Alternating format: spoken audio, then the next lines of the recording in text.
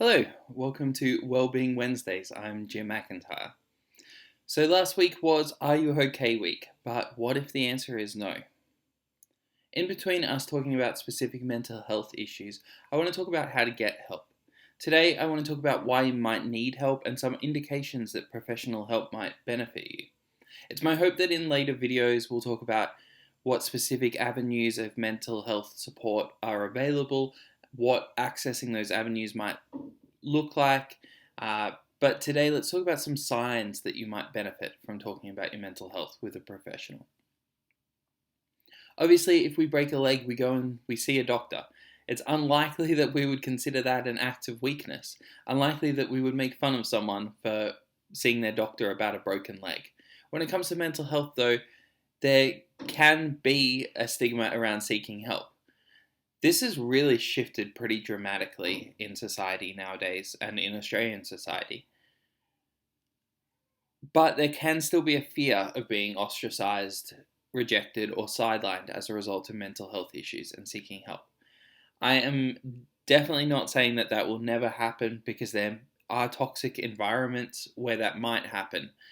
But the reality is, the potential results of not seeking help are far worse than the potential results that seeking help might produce. It is unlikely for a serious mental health issue to resolve itself. There can be times where certain pressures are eased, and so the mental health issue can feel resolved. The first time we went into lockdown back in 2020, we were talking with people who had anxiety issues. And they were like, now that I don't have to go outside and see people, I don't have anxiety anymore. It wasn't that the mental health issue was resolved or healed, it was simply that the trigger had been removed for a time. Often, if we want to get better from a mental health issue, it's going to require work in one format or another. Getting a professional to help with that work can speed up the process and be really beneficial. When we're not doing well with our mental health, the choices and decisions that we make from that place can quickly compound and worsen the situation. If we're not doing well, even if we think it's not affecting us, it's likely impacting the people around us and our relationships with them. Undealt with pain, trauma, or issues of mental health can quickly worsen and prevent us from being able to thrive. Studies done in America showed only about 40% of Americans who had mental health issues actually got help. I don't have data for Australians, but it's fair to assume it's not much better. Untreated mental health issues can often get worse and may have other negative effects. They can lead to an inability to go to work or to school, difficulty in relationships or taking care of children, increased risk of health issues, hospitalization, and even suicide. The American Psychological Association suggests considering therapy when something causes distress and interferes with some part of life, particularly when thinking about or coping with the issue takes up at least an hour each day. The issue causes embarrassment or makes you want to avoid others. The issue has caused your quality of life to decrease. The issue has negatively affected school, work, or relationships.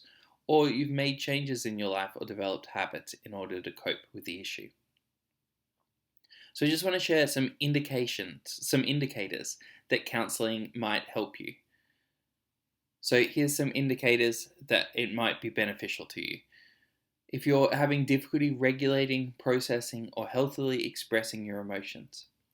We all feel sad, stressed, anxious, or angry at times, but if you are unable to move through those emotions, or you're experiencing those emotions regularly, it can in some cases be an indication of a mental health issue. Through counselling, you can move through areas of hurt that may be blocking emotions and learn tools and pathways for processing and regulating emotions. Psychotherapy can help you manage emotions more effectively. Another indicator is if you aren't performing as effectively. A decrease in performance at work or studies is a common sign among those struggling with mental health issues. Because these issues can impact attention span, concentration, energy levels, and motivation, they often can cause apathy, hopelessness, or being overwhelmed in a way that can directly impact performance. Another indicator is if you are experiencing changes or disruption in sleep or appetite. As I mentioned just a moment ago, mental health issues can impact our energy levels, which obviously impacts our ability to sleep or leads to us sleeping a lot more, and it can also impact our appetite. So if you notice that you've been eating or sleeping either less or more than usual for a long period, it might be worth exploring. If you are struggling to build and maintain relationships, our mental health can impact relationships in a variety of ways. It might lead a person to withdraw from others, to use others in an unhealthy way, or cause stress and insecurity within a relationship. If you are finding your relationships always dissolve, or always become a burden, or that you're regularly in conflict with others, counseling may be beneficial to you. Another indicator is if you've experienced trauma. If you've experienced trauma, counseling can be an effective way of healing from that trauma. A therapist can help the person develop new ways of thinking about the traumatic event, as well as learn techniques for breaking the associations and the hold that trauma has over them.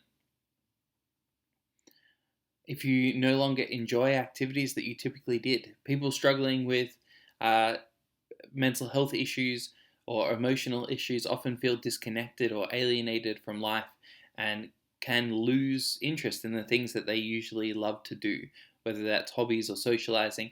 And therapy can help you figure out what's holding you back, get rid of those negative thoughts and behaviors, and reconnect with the things that bring you delight and joy.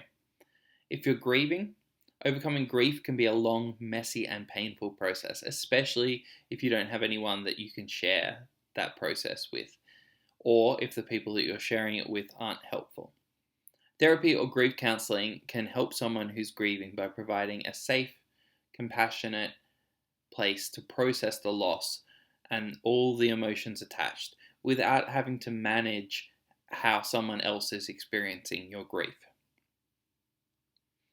And the last indicator is if you're using unhealthy things in order to cope.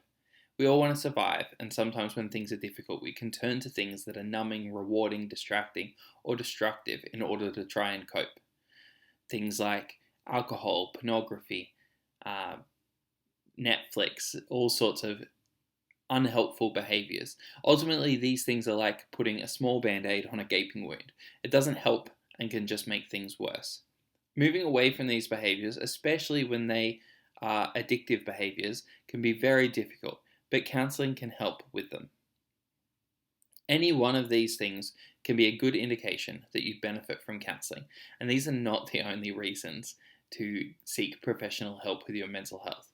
Wanting to repair a relationship or navigating a big transition can also be really good times to seek professional help.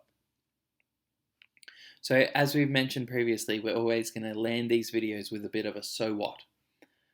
So what? We've talked about how mental health issues rarely simply resolve themselves, how fear of stigma might prevent people from getting the help they need, and some potential indicators that you or others around you could benefit from help.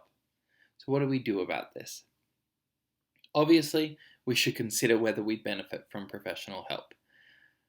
But I'd suggest one other thing we can do is be open with our own journeys of well-being and healing. The Are You OK material is fantastic. It's a great resource, great idea.